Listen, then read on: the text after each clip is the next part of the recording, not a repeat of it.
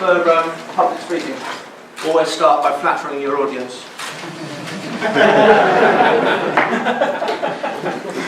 See, because you go to Perl conferences, I can prove that with science. You're all members of the community. Again, indisputable.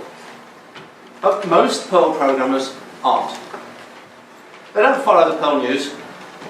They don't read Perl blogs. A lot of them don't even buy a Perl book. Well, they might have a copy of the Pink Camel that their boss bought them many, many years ago.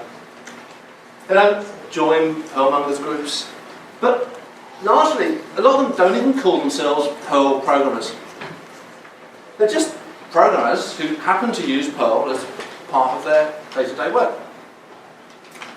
Talking to these people can be interesting. I mean that in the sort of Chinese curse. The thing is, they don't know what they don't know. LinkedIn. Who's been on the LinkedIn Perl groups? There's a number of Perl groups on there. These are just three that I visit quite frequently. In the kingdom of the blind, the one-eyed man is king. Never have truer words been spoken.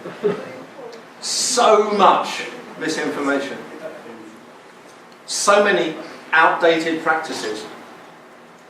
Web apps, just to pick an example. Matt Wright's CGI parser used all over the place. Raw HTML in output strings. The advanced programmers might use the HTML generation methods from CGI.pm, but they need to be really advanced. A few examples of things that people have told me on LinkedIn.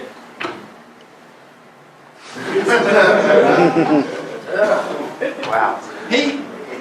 He thinks it might have been taken out of Perl 5.14. But it's definitely true on any version of Perl that runs on a Mac.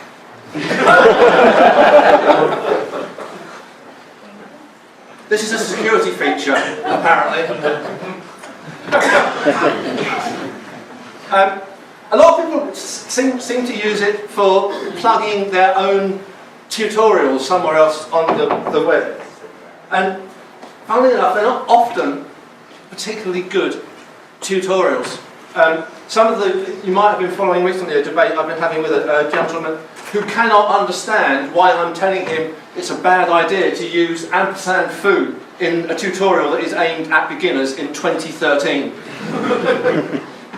But I want @_ to be passed into my subroutine. Yes, I know you do, but not in the way that it's doing it.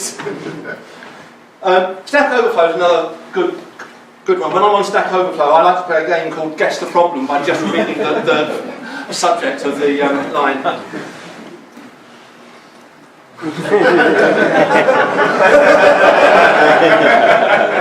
Yes, it will do. So quite often, a different subject line that one gets is, there's a bug in Perl. So quite often we get questions like this. Now there are three ways that you can answer this question. Well, there are probably more, but they basically break down into three categories. The wrong, but really, really tempting answer is, CGI in 2013? Are you an idiot? The right answer breaks down to three stages. What do you mean by doesn't work? What does it say in the error log? And by the way, have you considered PSGI? But the worse than wrong answer that I have seen people give on many occasions is, you can't write a CGI program without CGI.pm. Which we'd like to be true, but... So a lot of people out there, they lack the most basic of programming skills. They think that bad code is some kind of free speech. Yeah, and there's this, but it works. Therefore, there's nothing wrong with it. A suggestion. What we need is some kind of Perl community outreach team to get out of the echo chamber, take a holiday in the kingdom of the blind. 1 minute! Help people to improve their Perl. Do it gently, please. I've made that mistake a couple of times. Bonus side effect, by talking to these people, you can see how they use Perl. You can see what confuses them. You can see how we can perhaps improve the documentation to make it less confusing for, well, what are basically idiots. And then, so we can help the community to improve the information that we put out there. Everybody wins, except perhaps your sanity. So, please join me in the kingdom of the blind. It's an easy way to make a difference.